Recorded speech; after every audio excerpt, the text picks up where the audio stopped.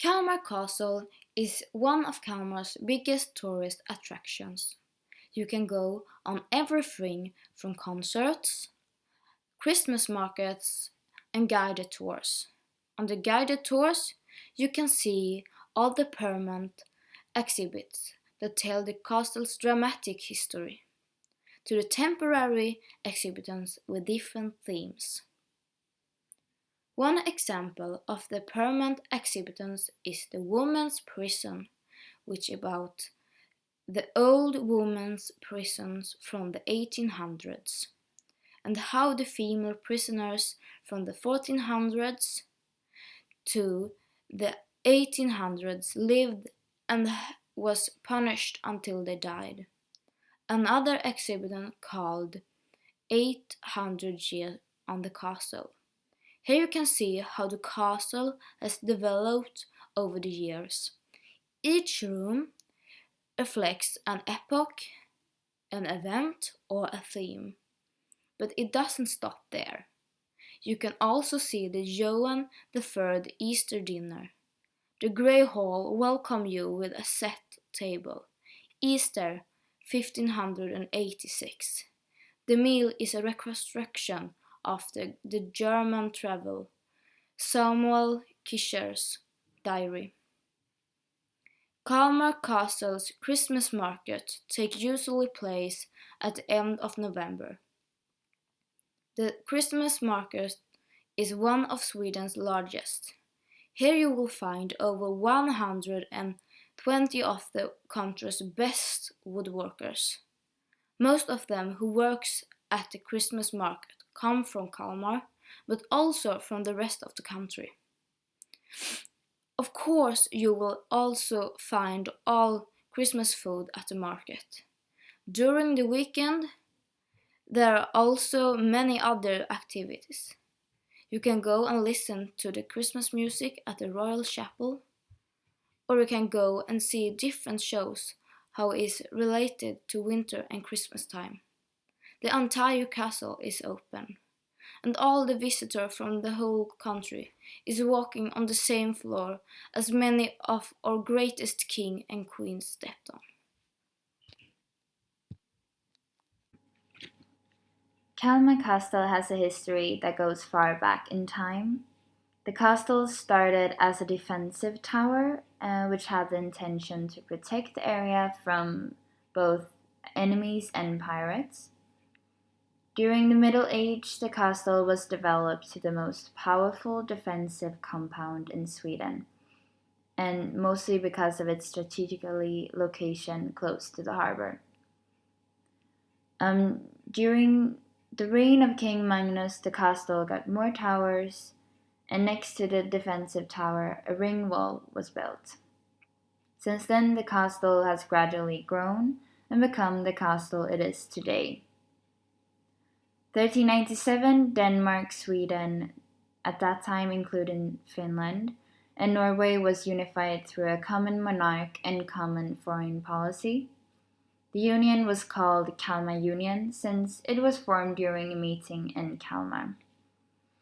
The mastermind behind the union was Queen Margareta, and the event was one of the most important political happenings in Scandinavian history. Unfortunately, the union had some troubles, and the countries often fought against each other. A short period, the castle was reigned by Denmark, but it didn't last long until Sweden fought back. The union lasted till the coronation of Gustav Vasa in 1523, when he recaptured the castle. When the Vasa kings reigned, the building got redesigned into the building it is today. Gustav Vasa was king during the Renaissance, and that is why the castle has Renaissance traits. April 4th, 1611, a war started between Sweden and Denmark. The King of Denmark encircled Kalmar along with his forces only a month later. In the beginning of August the same year, Kalmar Castle started to belong to the Danish people. Christian Somme were responsible for the castle. He was later on accused for betrayal, and the rumor claims that he therefore got a property in Holstein from the Danish king. Soon after, the King of Sweden died and Gustav II Adolf took over. 1613, 3 years after the end of the war, Sweden won the castle back. Most of the castle and its equipment were destroyed, but it recovered very fast and was once again a strong fortification. 1642, one of the castle's halls started to burn. The hall was above the kitchen and was never restored. In the time that followed, plans were made to raise the castle to the ground and build a new one in a more attractive area, but luckily that never happened. 1658, Kalmar dissolved to be a border protection between Sweden and Denmark, which resulted in the loss of the castle's strategical position. As the castle lost its role as defense, the visits from the royal family became fewer and fewer. The castle then got new fields of application. For example, it was used as a government institution for distilled aquavit and as a jail. One of the prisoners were Thomas Leopold. He was sentenced to prison in 1736 because he exercised a small religion within the Christian religion that was not accepted in Sweden. The government institution did not last for a long period. The institution was closed after 7 years, but some parts of the castle was still used as a prison. During King Oscar I's era, a restoration of Kalmar Castle started. Oscar let builders restore the well on the courtyard. Later on, his heir apparent Erik continued the restoration. The prisoners were moved from the castle in 1852, and the government decided to give 80,000 Swedish crowns for the renovation of the exterior. The thorns got new pinnacles, and the interior was also renovated, and the old decoration was restored as well. Ever since, Kalmar Castle have been renovated and maintained, which make it the best kept Renaissance castle in Sweden. Kalmar Castle, as we previously mentioned, is the most preserved Renaissance castle in the country, but also very mythical. It's told that when Duke Karl in the 15th century attacked the castle, helped by Sigmund's men, Sister Summer was dyed blood red and church bells rang by themselves. When the castle was besieged, the population starved and was eventually forced to eat both dogs and rats. Furthermore, in the king's chamber you find one of the oldest preserved pictures of the castle, in intarsia, placed on the door that leads to the privy and the secret passage. The secret passage leads to the other sections of the castle and was built as an escape route. Moreover, did you know that the prisoners during the Middle Age had to go to the bathroom in pitch black darkness? Or that a prisoner drowned in the castle in the middle of the 15th century? To summarize, the castle has a history that goes far back in time. It started as a defense tower and has grown to the powerful building we can see today. Nowadays, the castle has lots of events for tourists, and maybe that is why the castle remains the most preserved Renaissance castle in the country. Have any fun facts regarding this era? I should think it's very fun. Maybe it's not the right word, but I think it's very interesting that Gustav Vasa, in fact, landed here when he came from prison in Denmark. He went ashore in Stensö, and then he went to the castle to get some help to get along up again, towards Stockholm. And then later, when he became a king, 1523, a couple of years later, he came here and lived for some years with his first wife, Katarina. And he even came later with his second wife. I think it was 30 years later or something like that. And his sons have been living here for years. Erik the 14th, he lived here before he was a king. He lived here for several years and also built some on the new on the castle. This castle was during this time very, very important. It was the closest to Denmark, so it was really important. Our mightiest house, King Gustav called it. Which famous persons lived during this era?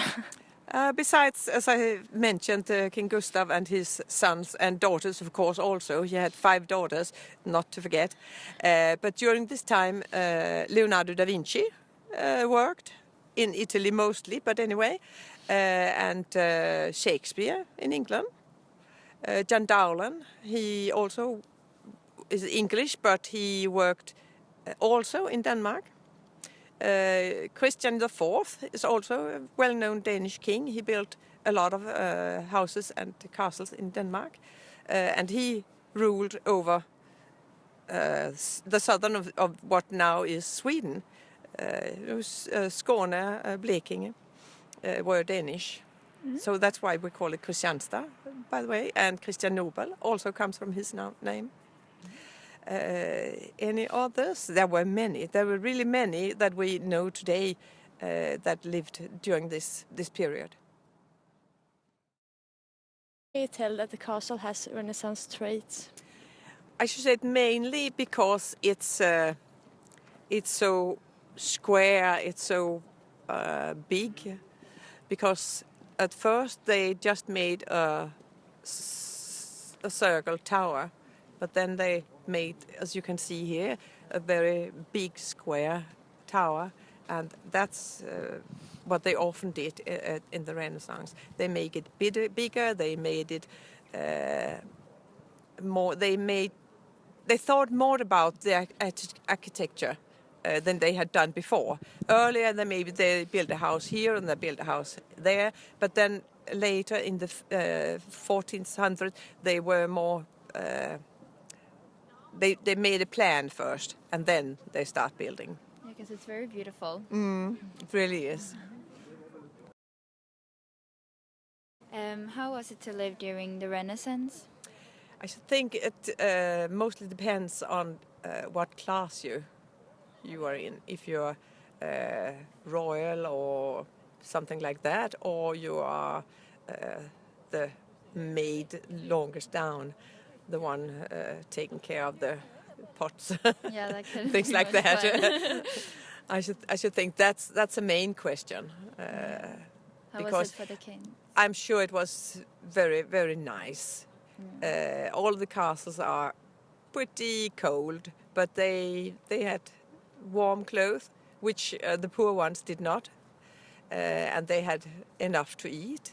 Also there, the poor ones maybe did not have enough to eat, and a good place to live and to sleep.